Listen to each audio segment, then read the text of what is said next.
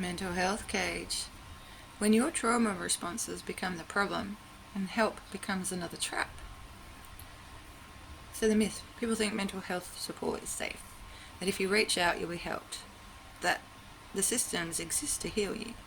They don't understand that the moment your nervous system looks wrong to people who can't read it, you become a problem. Not what happened to you, you. What it actually looks like. So you're stuck in fight or flight, your nervous system is dysregulated, you're agitated because you're surviving. And this is what trauma looks like. This is what a body does when it has been through hell and it's trying to keep you alive. But they don't see survival, they see unstable.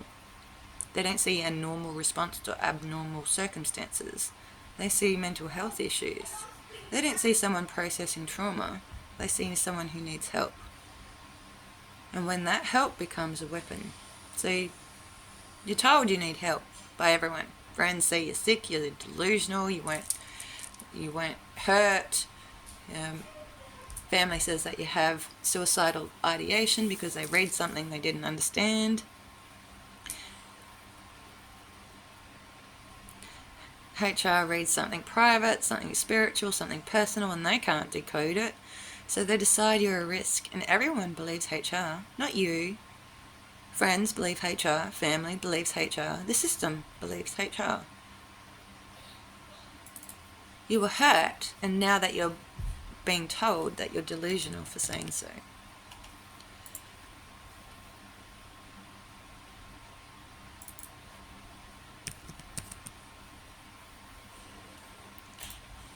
So the labels that follow you. So once the system decides that you're unwell, the labels stick. Agitated, unstable, delusional, suicidal ideation, needs help. These aren't descriptions of who you are, they're descriptions of what trauma looks like to people who can't read it. But they go in the file. They get passed on, they become the story, and suddenly you're not a survivor of domestic violence, you're a mental health risk.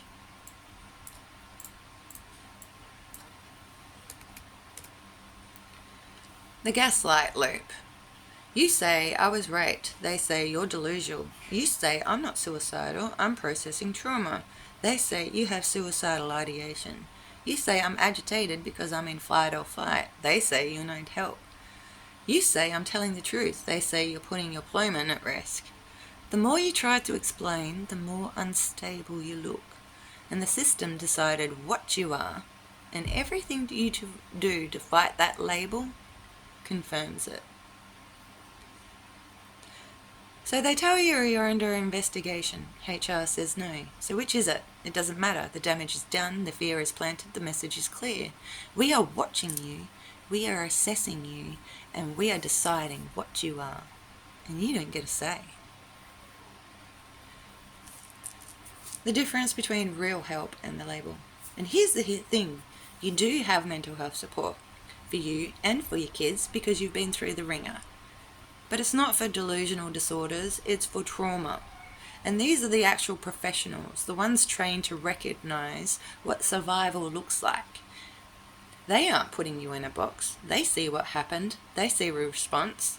They see the work that you're doing. Your trauma counsellor is appalled. Appalled that this happened to you, appalled at how the system treated you, appalled at what the community did. The professionals see trauma. The community sees crazy. And that's the gap. The people with no training, no context, no understanding of nervous systems, they're the ones diagnosing you, labelling you, deciding what you are. HR reads something they don't understand and decides you're a risk. Friends decide you're delusional. Family decide you have suicidal ideation.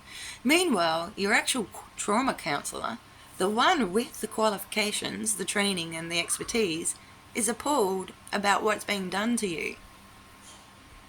The community pathologizes, the professionals validate.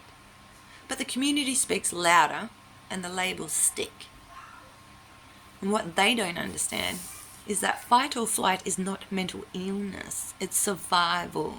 Agitation is not instability, it's a nervous system doing its job. Trauma responses are not pathology, they're evidence that something happened. But to the untrained eye, They can't decode this, so they pathologize it. Your dysregulation becomes a diagnosis. Your survival becomes a symptom. Your truth becomes delusion. So the real sickness isn't in you.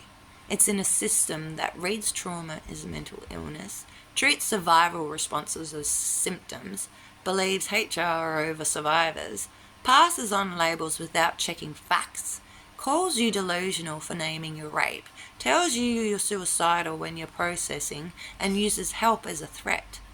The system is sick, and it's calling you crazy for noticing it. What this actually costs: it costs you credibility.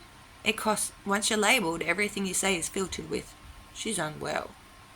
It costs you relationships. Friends and family believe the label, not you. It costs you safety.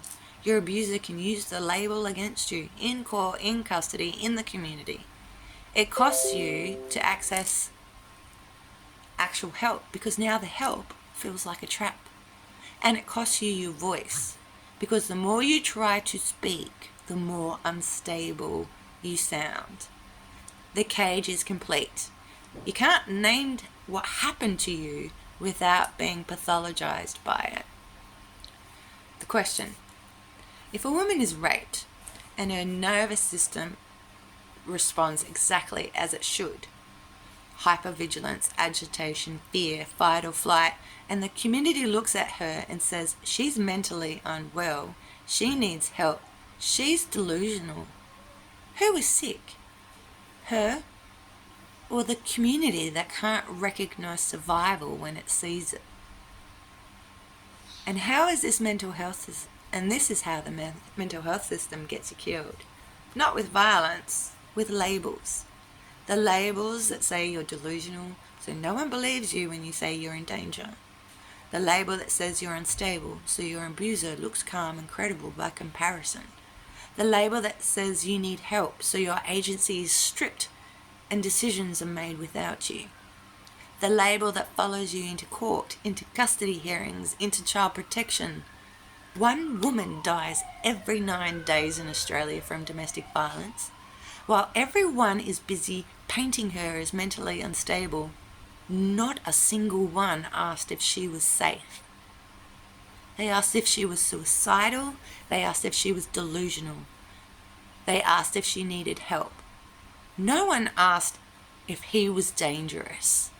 So she ends up dead. And the system says, we tried to help her.